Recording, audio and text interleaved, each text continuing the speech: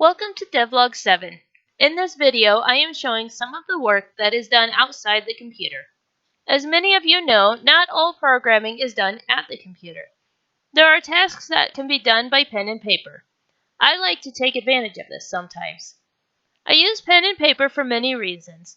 The first of them is because some things are easier for me to look through if I can just flip a page. I do not like having to sit at the computer for everything. It is not enjoyable to me to have to bring up screen after screen to find what I am looking for.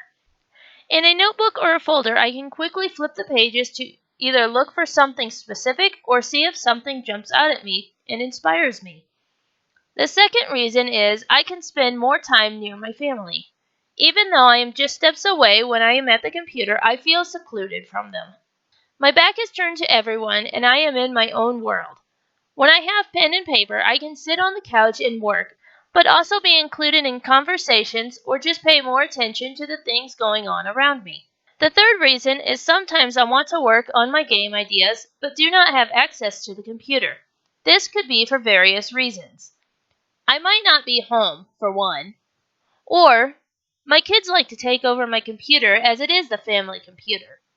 Or I might have some downtime, but I cannot seclude myself away from everything. With that being said, this video includes images of some of my pen and paper work. The first image you see here is where I wrote the idea down for doing these videos. I was not sure how I wanted to go about it, but I had a vague idea. I wrote down a title to the page, so if I came back to it, I knew what the rest of the scribbles meant. Then I wrote a list of games that I could make that would make simple videos. These were never meant to be tutorial videos or anything like that, just simply following me working on making a game. After writing several ideas of remakes, I decided it might be cool to work on a new project instead. So to get an idea of what I might make, I went through some game jams. I wrote down the themes to several different jams. As I kept searching and writing down themes, I kept looking back at the second and third theme that I had written. The two themes merged into one, and I knew the basis of what I wanted to make. I started to jot down ideas. I remembered that I used doors in another game that I made, and thought they would work really nice in this game. I figured if the player entered into one door, he or she would exit through another door. But what else would happen? How do I include the dog in this? I decided to give the dog abilities when he went through the doors. However, I did not want the abilities to stack and make the dog super powerful. So I decided that when the dog gains an ability, he loses another ability that he had. After deciding a basic goal for the overall game, I started jotting down ideas on how I want the game to look. I brainstormed ideas for the title page, an options page, and possible levels. For the title page, I decided that I wanted some animation to it, instead of just simply stating the name of the game. For the levels page, I had thought about putting houses along a street. When the level had been completed, it would change from a black and white house to one of full color. I then moved on to level creation. I still did not know what I really wanted to do, so I just started making some very simple looking levels. I knew I was not happy with the design I was coming up with, but I was still making progress. The designs were bad, but I got other ideas from them. One idea was that instead of the levels being inside a house, they should be outside.